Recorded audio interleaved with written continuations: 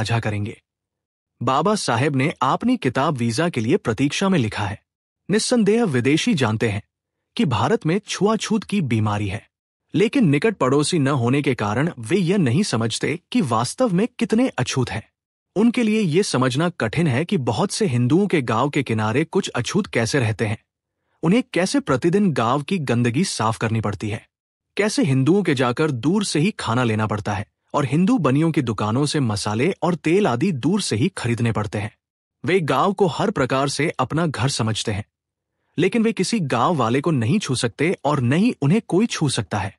समस्या यह है कि जिस प्रकार का व्यवहार सवर्ण हिंदुओं द्वारा अछूतों से किया जाता है, उसे अति उत्तम ढंग से कैसे बताया जाए। यह उद्देश्य दो तरीकों से पूरा किया जा सकता है। एक तो यह है कि उनके साथ जो व्यवहार होता है उसका सामान्य ब्यौरा दिया जाए, और दूसरा तरीका यह है कि इसके कुछ दृष्टांत दिए जाएं। मेरा विचार है कि दूसरा तरीका अधिक प्रभावशाली होगा। इन उदाहरणों का चयन करते समय मैंने कुछ अपने अनुभव और कुछ दूसरों के अनुभव लिए हैं। मैं उन घटनाओं से आरंभ करता हूं जो मेरे जीवन में घटित हुई हैं।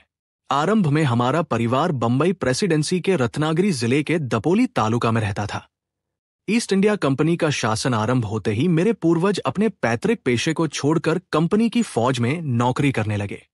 मेरे पिताजी ने भी पारिवारिक परंपरा का पालन किया और सेना में नौकरी करते हुए वे एक अधिकारी के पद पर पहुंचे और सूबेदार के रूप में सेवानिवृत्त हुए।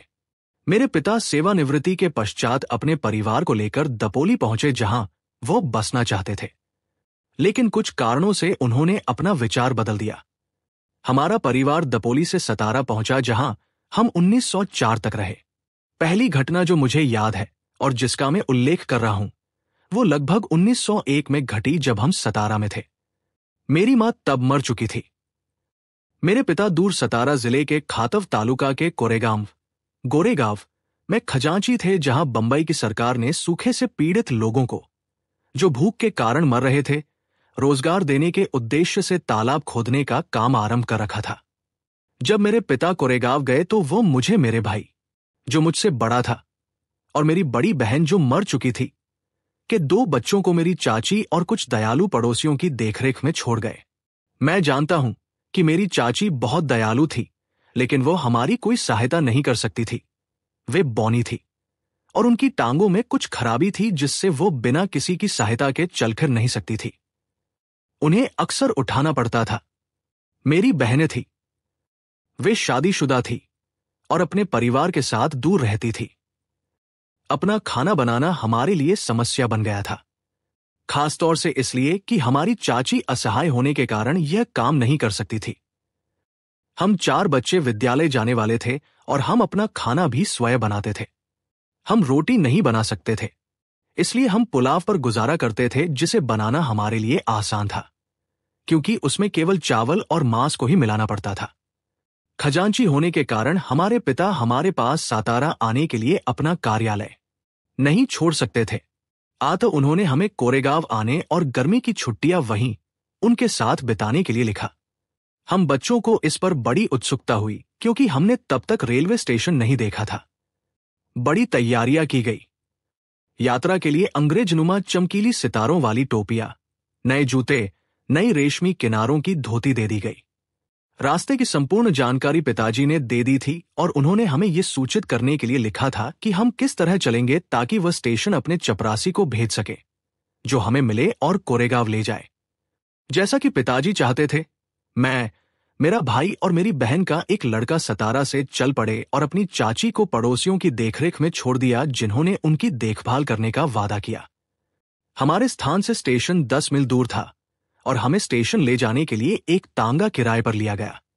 हमने विशेष रूप से इस अवसर के लिए बनाए गए कपड़े पहने हुए थे और खुशी से हमने घर छोड़ा। लेकिन जिस समय हमने घर छोड़ा, हमारी चाची दुखी थी।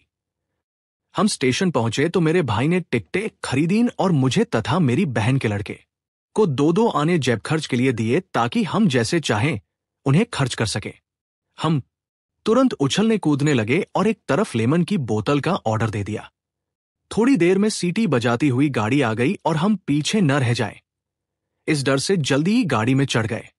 हमें मसूर में गाड़ी से उतरने के लिए कहा गया था, जो कोरेगांव से सबसे निकट का स्टेशन था। गाड़ी मसूर में शाम को 5 बजे पहुंची और हम अपने सामान के साथ उतर गए। कुछ ही मिनटों में जो यात्री गाड़ी से उतरे थे अपने अपने गंतव्य स्थान को चले गए। हम 4 बच्चे स्टेशन के प्लेटफॉर्म पर रह गए और अपने पिता या उनके नौकर को, जिसको उन्होंने भेजने का वचन दिया था, देखने लगे। बहुत देर तक हमने प्रतीक्षा की लेकिन वहां कोई नहीं आया। 1 घंटा बीत गया और स्टेशन मास्टर पूछने के लिए आया। उन्होंने हमसे हमारी टिकटें मांगी। हमने अपनी टिकटें उनको दिखा दी। उन्होंने हमसे पूछा कि हम क्यों रुके हैं। हमने उनसे कहा कि हमें कोरेगांव जाना था और हम अपने पिताजी या उनके नौकर के आने की प्रतीक्षा कर रहे हैं, लेकिन अभी तक कोई नहीं आया है और अब हम कोरेगांव कैसे पहुंचे। हमने अच्छे कपड़े पहने थे। हमारे कपड़ों और बातचीत से कोई यह नहीं पहचान सकता था कि हम अछूत हैं। स्टेशन मास्टर को विश्वास था कि हम ब्राह्मण बच्चे हैं और वो हमें इस दशा में देखकर द्रवित हुआ। जैसा कि हिंदुओं में आम तौर पर होता है, स्टेशन मास्टर ने पूछा कि हम कौन हैं। एक भी क्षण सोचे बिना मैंने कहा कि हम महार हैं। महार एक ऐसी जाति है जो बंबई प्रेसिडेंसी में अछूत मानी जाती है। उसे अचंभा हुआ। उसका चेहरा अचानक बदल गया। हम देख रहे थे कि वह दुखी था। जैसे ही उसने मेरा उत्तर सुना वो अपने कमरे में चला गया और हम वहीं खड़े रहे जहां खड़े थे। 15-20 मिनट गुजरे। सूर्य लगभग छिप रहा था। पिताजी नहीं आए थे और न ही उन्होंने नौकर को भेजा था और अब स्टेशन मास्टर भी हमको छोड़कर चला गया था। हम पूरी तरह परेशान थे। जो खुशी और प्रसन्नता हमने यात्रा आरंभ करने पर महसूस की थी वो खत्म हो गई थी और अब हम उदास हो गए थे। आधे घंटे के पश्चात स्टेशन मास्टर लौटा और उसने हमसे पूछा कि हम क्या करना चाहते हैं। हमने कहा कि यदि हमको कोई बैलगाड़ी किराए पर मिल सके तो हम कोरेगांव चले जाएंगे और यदि ये बहुत दूर नहीं है तो हम तुरंत चलना चाहेंगे। वहां बहुत सी बैलगाड़ियां किराए के लिए खड़ी थी, लेकिन गाड़ी वालों ने स्टेशन मास्टर को ये बताते हुए सुन लिया था कि हम महार हैं। उनमें से कोई गंदा होने को तैयार नहीं था और अछूत वर्गों के बच्चों को ले जाकर अपनी प्रतिष्ठा कम नहीं करना चाहता था। हम 2 गुना किराया देने को तैयार थे, लेकिन हमने देखा कि पैसा कुछ नहीं करता। स्टेशन मास्टर जो हमारी ओर से सौदा कर रहा था चुपचाप खड़ा देख रहा था कि क्या करे। अचानक एक विचार उसके दिमाग में आया और उसने हमसे पूछा, तुम गाड़ी चला सकते हो? ये समझकर कि वह हमारी कठिनाइयों का हल रहा है, हम बोल उठे, हम चला सकते हैं। हमारा उत्तर सुनकर वह चला गया और हमारी ओर से प्रस्ताव किया कि हम गाड़ीवान को 2 गुना किराया देंगे और बैलगाड़ी स्वयं चलाएंगे। गाड़ीवान को हमारे साथ केवल पैदल चलना होगा। एक गाड़ीवान तैयार हो गया क्योंकि इस प्रकार उसे किराया भी मिल गया और वो गंदगी से भी बच गया। जब हम चलने को तैयार थे तो शाम के करीब 6:30 बजे थे, लेकिन हम स्टेशन छोड़ने के लिए उस समय तक तैयार नहीं थे जब तक ये विश्वास न दिला दिया जाए कि हम कोरेगांव अंधेरा होने से पूर्व पहुंच जाएंगे। अतः हमने गाड़ीवान से पूछा कि कोरेगांव यहां से कितनी दूर है और वहां पहुंचने में कितना समय लगेगा। उसने हमें विश्वास दिलाया कि कोरेगांव पहुंचने में 3 घंटे से ज्यादा नहीं लगेंगे।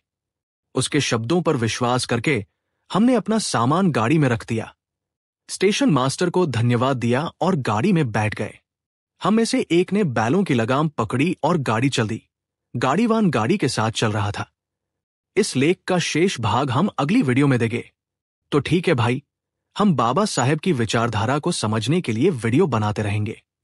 आप वीडियो देखते रहें, लाइक, शेयर और सब्सक्राइब करके हमारा हौसला बढ़ाते रहें। हमारा व्हाट्सएप नंबर है 9463601616।